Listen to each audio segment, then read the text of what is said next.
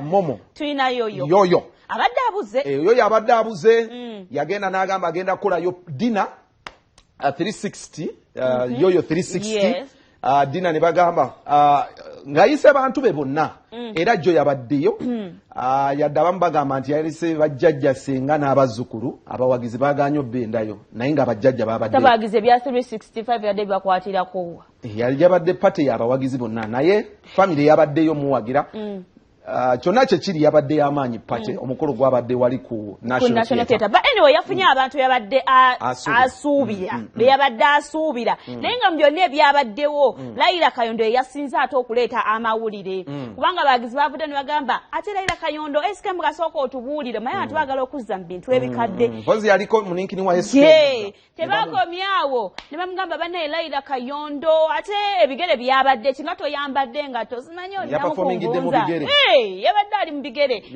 envunza kyogamba kyobadde ogamba envunza naye alina envunza alina naye abagizi nga babyogera kyekyampafumiza mu bigere olw'envunza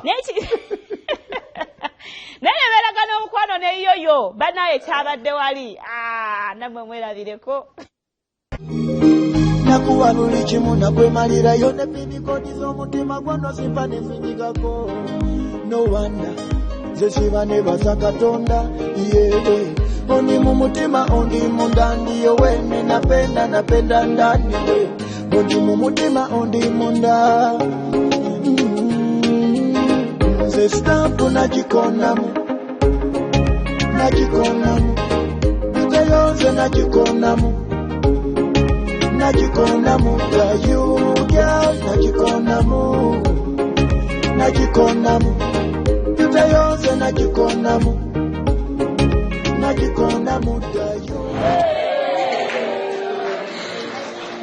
here for everyone and of course plus Yoyo. So tonight I just want to sing for Yoyo because he's a nice person. I've known Yoyo for a very long time. My baby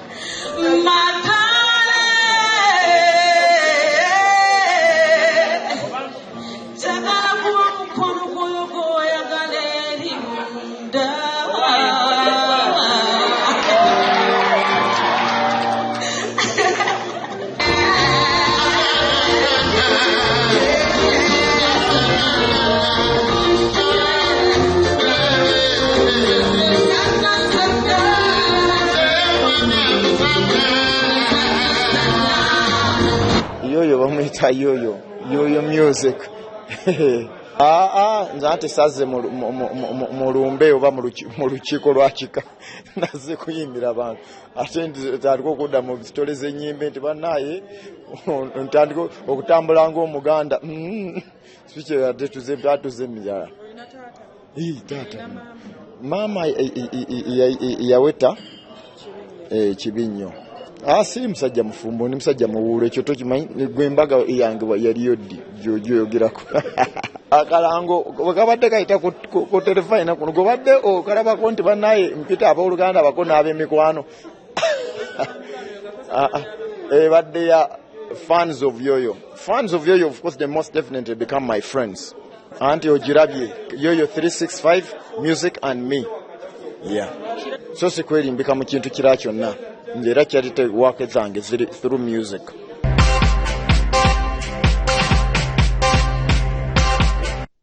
Yoyo ali single ngasikategedda yamugoba ani yagoba ani omuzungu yagoba Yoyo yagoba ngamba omuzungu yamugoba Yoyo omuzungu naye nga mwebale kumuwagira it is every artist's accomplishment bw'ojja ennyimba mubinyumirwa okola concert oba weegejinga. If I sing, do you really enjoy? So if you enjoy, can you really come to my show? And that is why sometimes we no call a show, and it was a good show. Mwebala abagenzeyo. Mwebale nnyo mwebalire ddala. Eya Dax Katero wakitakola concert. When I did the concert for. Ajja. Kale. Tweyongeddeyo katono nnyo. Omukulu gwe bayita Zigidi. When did you last see Mike ya Zigidi Tasaga. Nebagikona kama wali munye myaka emeka. Aya sijijuka yanchajuka nali muto. Wali muto. Yeah. Kale ekirungi okuze omukulu ono bambi bwe yayimbira yagenda n'agula obuntu bwe obw'ekinaku ng'omwami siri alina ennyo sente naye music abadde amuvuddemu ng'alina charity zaakola ennaku zino kati alina ettaka lyagula emukola ateekeko charity waliwo omugagga ayagala okubba ettaka lye ng'omugagga agamba mbuki omugagga nti yategeera kati bamweta kati lyali lya kyapa kati mu kugezaako okukyusa okufuna ekyapa ne bategeera nti ono ayagala kyusa kyapa siriye kati omugagga n'ayingirawo ne ssente babikola nyebe kati bali kubba ttaka agenda okuddayo asanga bamajambiya bamugoba ku ttaka erirye so leero azze yeekubira enduulu yenna gwe asobola amuyambe bambi Jackson Katulabe gundi Zigidi amanya gange kitibwa Mutyaba Adam abangi mumanyi nga Zigidi maze mu kisanja ky'okuyimba emyaka gyange giweza 2 naye nyinza okugamba nti tuzze tusonda obusente bwaffe tubeeko kye tukolera abavubuka baffe nagenda ne ngula ettaka lyange mukono ne wabaawo omugagga eyanyingirira n'alitwala gwe bayita Abu Mukasa so mbadde mplanning okukolerako projects zange za art mbeeko ne self-supporting projects ezizo bayamba abavubuka nga nzikolera okwo kati bwe yajja najjawo ne boundaries n'azikulayo then he took the land so ngezezaako tutuukirira aba local leaders abaliwo I didn't get help so neneyongerayo mukono so tomorrow tugenda kuba tutuukayo n'aba TV babenga tubuulira what can I do, what next can I do, because I'm not political. Kino mbadde nkikola for the love of my people aban supporting the music industry for this long. Liri mukono mpatta. Yes. Walifuna lya kyapa lya first it was a freehold because banguza freehold nga nogenda okwekolera ekyapa kati within the process ne baagala bansinza amagezi bakitwale omugaggo oyo gwe bayita Abu Mukasa simumanyi simulabangako naye akusindikira abasirikale abavubuka abalina amajambiya confiscatinga enkumbi abavubuka babadde balimirawo some even would sleep over mulimu tents. It's 2 acres.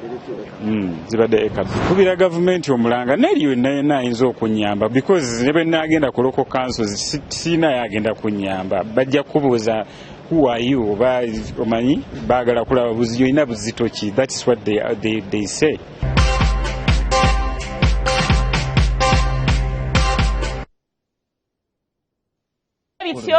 ebya mwana mulenzi Zigidi naye nga tugakwata tusuka olunaku olwaleero program roundabout buli lunaku okuva Monday mpaka Lwakutaano essaawa 10 mpaka 11 mu 19